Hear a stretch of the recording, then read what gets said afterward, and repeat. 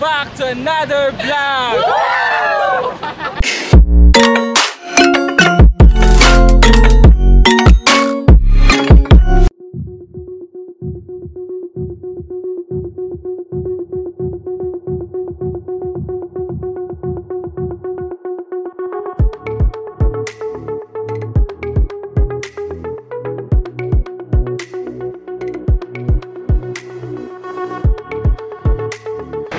What up, Pops? Pababa na kami. Pupunta na kami ng Taiwan Embassy.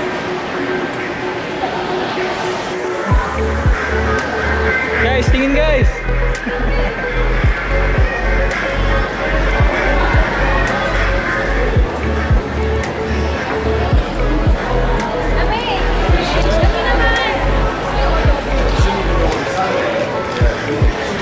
White eh.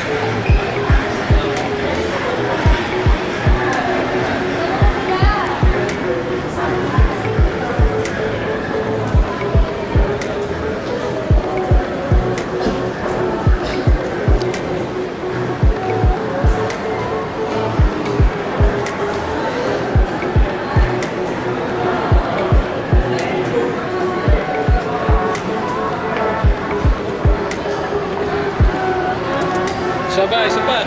Saan sila kain? Saan kita? Taas.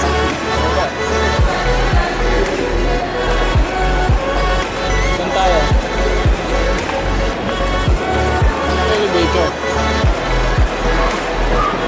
So guys, aakyat na kami ng elevator. 41 floor.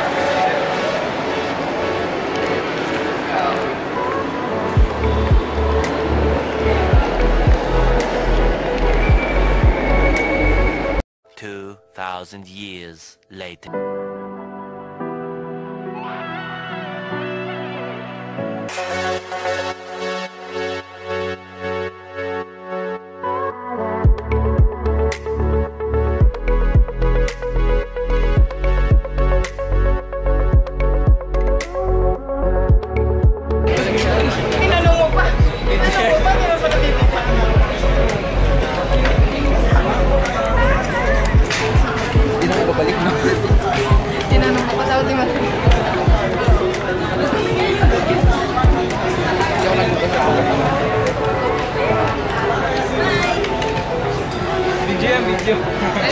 Alright, so nandito na ako ngayon sa bahay. Kakarating ko lang. Ayan, pawis na pawis pa ako. At yun, buong araw din kami nag-asikaso. Pero gumala-gala pa kasi kami, kung makikita nyo. So, papaliwanag ko sa inyo guys kung ano yung ginawa namin sa Taiwan Embassy for TECO and for visa filing. So, kung bago kayo sa channel ko guys, don't forget to subscribe, hit the notification button para ma-notify kayo sa lahat ng mga uploads ko. Here we go guys. Ano ba ang ibig sabihin ng TECO? So, nag-research ako. So, ayon kay Google, the Taipei Economic and Cultural Representative Office, TECRO, that's also known as Taipei Economic and Cultural Office, TECO. Meron ding other term, or Taipei Representative Office, or TRO. Is an alternative to an embassy or a consulate which handles the foreign affairs and citizen services of the Republic of China or Taiwan. So yun yung ibig sabihin nun guys. So kung ano yung ginawa namin doon, pumunta kami sa Taiwan Embassy sa RCBC Building, Makati, Ayala. Nung pumunta na kami doon, pinaakyat kami sa second floor. So doon sa may bandang Starbucks, doon marami din kami mga kasama iba-ibang agencies. So briefing kami doon guys. Pinaliwanag sa amin kung anong dapat gawin at mga hindi dapat gawin. So, yun, habang nag-briefing sila para sa amin, ay napakainit. May aircon, buhay yung aircon, pero hindi gumagana. You know what I'm saying?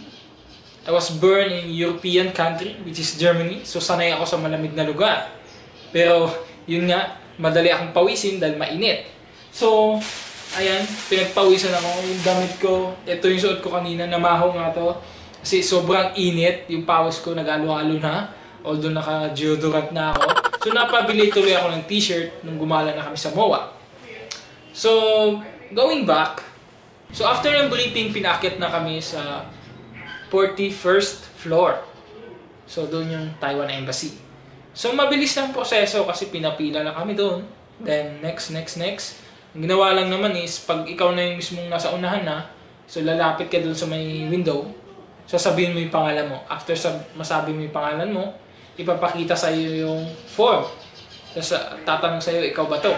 So, sasagot mo lang yes, no, or opo, ganun. Siyempre, sa kind of respect.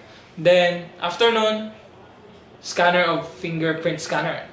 So, ang ginawa sa amin, sabay tong apat, right muna, then left, tapos yung gitna, sinabay din yan.